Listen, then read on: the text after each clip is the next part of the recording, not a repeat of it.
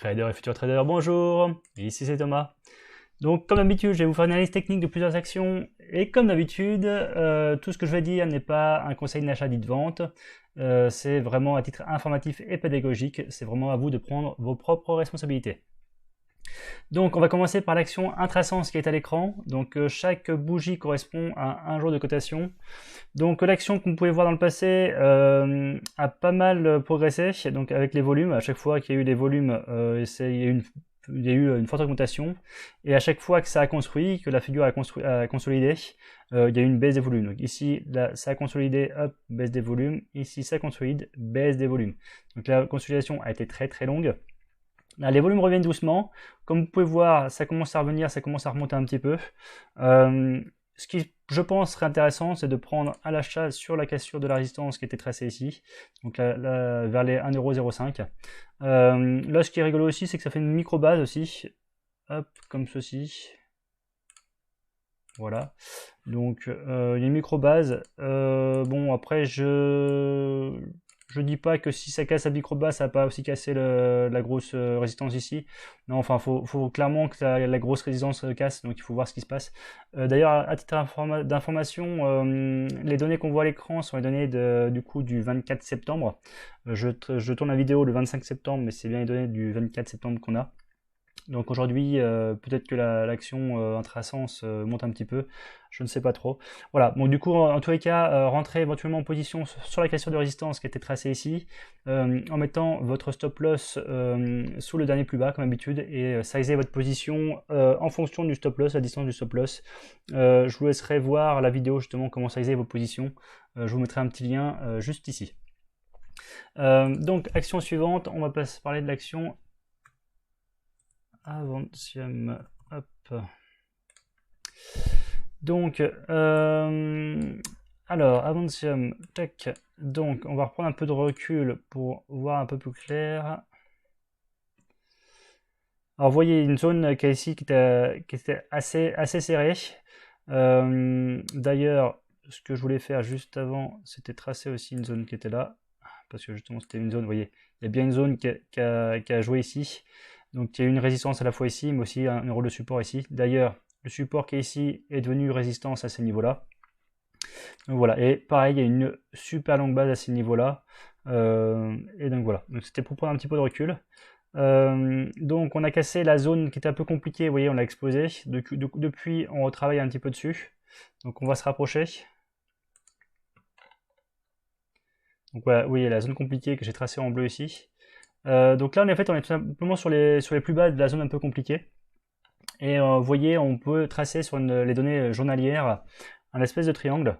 Donc pourquoi pas prendre à l'achat sur la cassure du triangle que j'ai tracé ici, donc cassure de résistance du coup oblique, en mettant comme plus bas du coup un stop loss hop, par ici, et donc du coup rentrer en position, voilà, plus ou moins là. Vraiment, c'est à vous de voir la hauteur, là où vous voulez rentrer exactement. Donc voilà, vous avez, alors j'ai mis plus ou moins qu'il y avait une perte potentielle de 12% pour un gain de 33%. Donc on est sur du 1 pour 3, donc plutôt un ratio risque très intéressant. Donc voilà, vous voyez la dernière fois qu'il y a eu une espèce de triangle ici, ça a cassé à la hausse, et du coup voilà, on connaît la suite, hein, la hausse exponentielle. Du coup, le premier objectif est clairement à ces niveaux-là. Pourquoi à ces niveaux-là? Parce que si on revient en arrière, ça correspond à un endroit où ça a pas mal travaillé. Et en plus, ça correspond globalement aussi à la hauteur du triangle. Quand un autre objectif chartiste, on prend la hauteur d'un triangle, hop, et c'est la règle du balancier tout simplement. Hop, on reporte la hauteur du triangle, et vous voyez qu'on arrive à ces mêmes niveaux. Donc ça correspond à deux zones de résistance. Donc comme premier objectif ici, et puis effectivement si ça amené à casser là, on pourrait voir beaucoup plus haut, mais ça je vous laisserai regarder les objectifs de vous-même tout simplement. D'ailleurs il est fort possible que si on arrive ici, ça consolide un peu, vous voyez, voilà, pardon, c'est pas ça que je voulais prendre, hop, c'était cette flèche là, donc il est possible ça explose un peu la hausse, que ça bloque un petit peu, et qu'après on consolide un peu avant de repartir à la hausse, tout simplement. Hop, je vais supprimer ça, sinon ça va pas être clair. Tac, non, c'est pas ça que je voulais supprimer, c'est pas grave, hop, et voilà. Donc, voici pour l'action Avantiem. On va passer à l'action suivante, l'action Sensorion. Hop. Donc, vous voyez, il y a eu un gap baissé sur Sensorion qui est ici. Voilà. Du coup, depuis le gap, il y a, ça a travaillé ici, ici, le bas du gap. Donc, vous voyez, ça a bien travaillé. Du coup, depuis, on a fait sur le bas du, enfin, l'ancienne résistance est devenue support. Donc, on est sur le support qui était en plus on va dire l'ouverture du, enfin, le bas du gap. Donc on a presque réussi à fermer le gap. Vous voyez, le gap était ici. On l'a pas tout à fait atteint. Donc du coup, il y a eu, là, il y a un pullback en gros. Il est fort possible que ça reparte à la hausse et que du coup, on ferme réellement le gap ici. Dans tous les cas, il y a une position d'entrée assez intéressante, je trouve, sur cette action. Et contrairement d'habitude, c'est plutôt une action à prendre sur un support que sur la cassure d'une résistance. Donc du coup, à prendre par ici. On est sur des bons points d'entrée en ce moment, tout simplement. Voilà pour l'action Sensorion. On va passer à la suite. On va passer à Parrot. Hop là. Alors, l'action Parrot. Tac. Donc, toujours chaque bougie correspond à une journée de cotation. Parrot, vous voyez les volumes sont arrivés, explosion à la hausse, ça a construit baisse des volumes. Là, on est arrivé du coup sur les plus hauts, ça a construit très rapidement. Les volumes sont arrivés, ça a cassé la résistance qui était ici, hop, à la hausse. Depuis, on construit des baisses, les volumes sont là aussi. Donc là, on est plutôt sur les points bas. Donc du coup, pour ceux qui sont courageux, entre guillemets, c'est pas le mot que je cherchais, mais on va dire que c'est courageux que je cherchais, prennent sur le support. Sinon, on pourrait tout simplement entrer en position sur la cassure de la micro-base qui se forme ici. Attention quand même, il y a des mèches chaudes, donc à vous de voir où est-ce que vous mettez la résistance qui est là. Je vous rappelle que c'est toujours des zones de résistance et des zones de support qu'on trace, c'est pas vraiment des points précis. Donc vraiment à vous de voir où vous voulez entrer en position, mais voilà, il y a des points d'entrée intéressants qui pourraient être faits sur Parrot. En plus, du coup, on est sur les anciennes résistances qui est devenue support, donc on est vraiment sur un support sur Parrot, tout simplement. Et toujours pareil, hein, saisissez vos positions en fonction de la distance de votre stop loss, tout simplement. Et on va finir sur l'action Vernet. Vernet, hop. Je crois qu'on avait parlé un petit peu récemment.